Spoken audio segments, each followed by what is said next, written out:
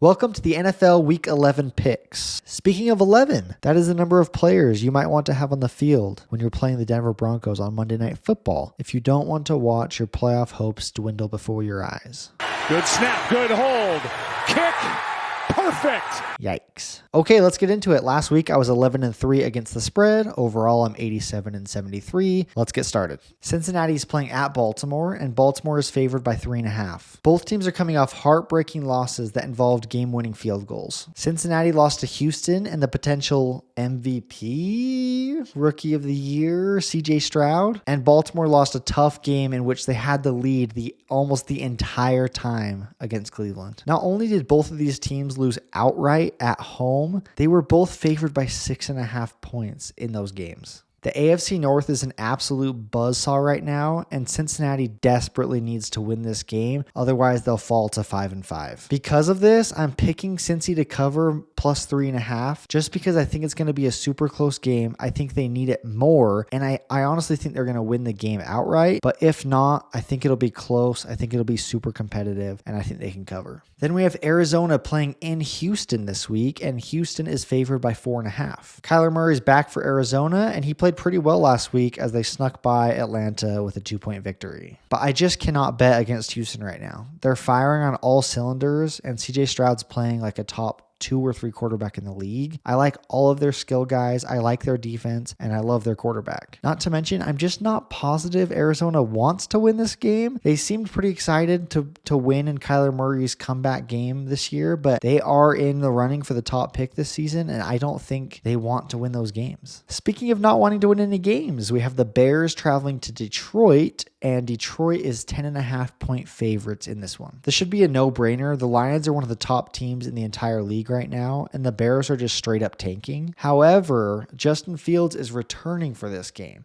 And my theory is he wants to prove to the organization they shouldn't use one of those picks that they're tanking for to replace him. So he might be coming out trying to prove himself. Having said all that, I think even if Justin Fields tries his hardest, they still stink. And the Lions are hot right now. I'm taking the Lions minus 10.5. Speaking of being hot right now, Dallas just played a game in which I think they've convinced Giants fans that tanking is now the best option. Dallas is traveling to Carolina, and they are also 10.5 point favorites. This one should also be obvious. Dallas beats up on bad teams, and Carolina's tanking. Oh wait, the Bears have Carolina's draft pick? So they're not tanking, they're just bad. That's always a little awkward, right? The Bears, Cardinals, Giants, at least they have an excuse for being bad. They can quietly wink that they're playing to lose. Their fans know it. Everyone knows it. It's just accepted. But the Panthers are actually the worst team out of all of them, and they can't even pretend it's on purpose. I'm taking Dallas minus 10.5, and honestly, I'd probably take Dallas minus 20.5. Next, we have the Giants playing in Washington, and Washington is favored by 9.5. I honestly want to take Washington in this game. DeVito is still New York's starting quarterback. They're either going to start tank or already have been, and Washington really hasn't been that bad this year. They've been in a lot of games. But something's just keeping me from taking them. 9.5 points is a pretty big spread for a 4-6 team to cover, especially with garbage time at the end. I'm going to take New York plus 9.5. Speaking of garbage, Brandon Staley is still the head coach of the Los Angeles Chargers, and his team is favored on the road in Green Bay by 3.5. The Chargers have scored more points than any team in their division and somehow are 4-5 and are in third place. I do think their defense will end up playing up to par, and I think they'll give their team a better chance at winning games. The Packers are bottom half of the league in scoring right now, and the Chargers put up a lot of points, so I'm going to take the Chargers minus 3.5. Speaking of putting up points, we have the Dolphins, who have put up more points than any team in the NFL this season. I think this game might have helped a little bit. Miami is hosting Vegas, and they're favored by 11.5 points. I'm dying to pick Vegas in this game. I really am rooting for Antonio Pierce and hope that they continue to see success under him. I'm just having a super hard time committing. This might be the hardest game of the week for me to pick this week. I do think I'm going to have to ride with Miami. Like I said, they put up a ton of points, and the Raiders are dead last in points scored this season. It just feels like it could be a blowout early. Having said that, I really do hope Antonio Pierce continues to do well, and I really think he deserves that head coaching job. Speaking of deserving, this contract the Browns gave Deshaun Watson. Man, Watson received a fully guaranteed $230 million contract 2 years ago. After missing 2.5 years of not playing football, non-voluntarily, I think is a good way to put that. And now he's out for the rest of this season with shoulder surgery. That means so far Cleveland has paid Watson $91 million over the last 2 years, and he's only played a total of 12 games. I feel for you, Browns fans. I really do. I don't know if I feel for the Browns organization. I don't feel for the Browns organization. I do feel for the fans. That is a bummer, especially with how the defense has looked this year. Anyways, outside of that news, Cleveland is hosting Pittsburgh this week, and they are favored by 3.5 points. I think both of these teams clearly have really good defenses, and with Watson out, both teams have average to below average quarterbacks. So I'm going to take Pittsburgh plus 3.5. It feels like it's going to be a close game. It's a division game. They're both 6-3, playoff implications in mind. I think it'll be a tough one. So I'm going to take Pittsburgh plus 3.5. Then we have the Jaguars hosting the Titans. The Jaguars are favored by 6.5 in this one. Now, Jacksonville got blown out last week by the Niners, but I don't want that to distract us from how good they really have been this season. They've won 5 games in a row prior to that Niners game, and 4 out of the 5 were by 7 points or more. I know Titan fans are hopeful that Will Levis will be their quarterback, and I think he will be for the future. I'm excited for him as well, and I think he'll be good. But they've now lost to Pittsburgh and Tampa Bay in back-to-back games, and the Tampa Bay game wasn't really close. It appears they have some more things they need to work out this offseason rather than just quarterback. Like I said, I hope Will Levis is the guy moving forward. I think he'll give them a really good chance at winning football games, but I think Jacksonville is just the much better team right now, and I'm going to take them minus 6.5.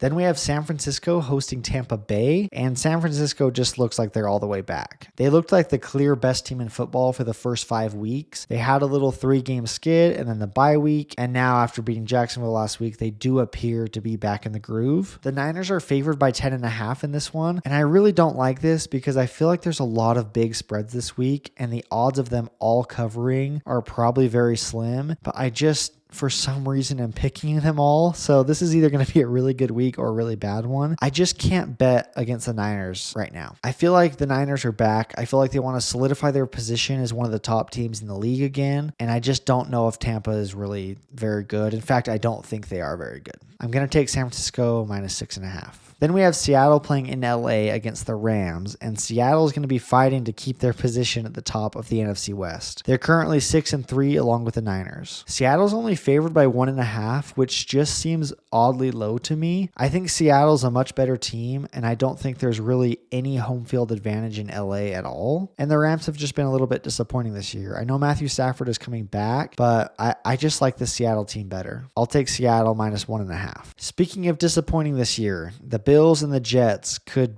both be crowned the most disappointing season by their fans. The Jets came in with Super Bowl hopes, and we all know what happened there, just truly devastating for them. And the Bills have come in with Super Bowl hopes the last few seasons, but Josh Allen is starting to play like the guy the media pretends Dak Prescott is. Yeah, that's right. Keep the same energy for Josh. I really don't know what to say about either team. I don't know who the Bills are or which version of them we're going to get. And the Jets just continue to struggle on offense and rely on being carried by the defense. The Bills are favored by 6.5, and I'm going to take New York plus 6.5. Speaking of energy, though, how electric is Josh Dobbs? This man practically walks off an airplane into the Atlanta game and comes out with a W. Learning plays on the fly and introducing himself to teammates along the way. The Vikings play in Denver on Sunday Night Football, and Denver's favored by 2.5. Denver's coming off a 3-game winning streak, 2 of which is against Kansas City and Buffalo. I have been a Denver doubter, I would say. But hey, I honestly might actually believe they're back. I actually might. I think there's been a lot of praise Minnesota's way with Josh Dobbs coming in, and rightfully so. I just have a feeling, honestly, I think Denver brings them back to earth a little bit, and I think Denver continues that streak and starts to prove that they're ironing some things out over there. I think they continue their streak, and I think the Vikings get a little reset on primetime. I'm taking Denver minus 2.5. Speaking of primetime, what is more primetime than the Kelce brothers on Monday Night Football? Chiefs, Eagles, Travis, Jason, Taylor Swift may or may not be there. It's also a Super Bowl rematch. I also think this is potentially what we're going to see in the Super Bowl this year. But Kansas City is at home, and they're favored by 3.5. I personally think that Philly is the better team right now. They only have one loss, and I think until they lose more games, we need to give them the respect as being the best team in the league. Kansas City, for some reason, feels like it's been a slow year, but they only have 2 losses. It just feels like it hasn't been as electric as it has in the past. But right now, I do think Philly is better, and I'm going to take Philly plus 3.5. Anyways, that's all the games for week 11. Thank you guys so much for watching. Please like the video and subscribe for more content like this.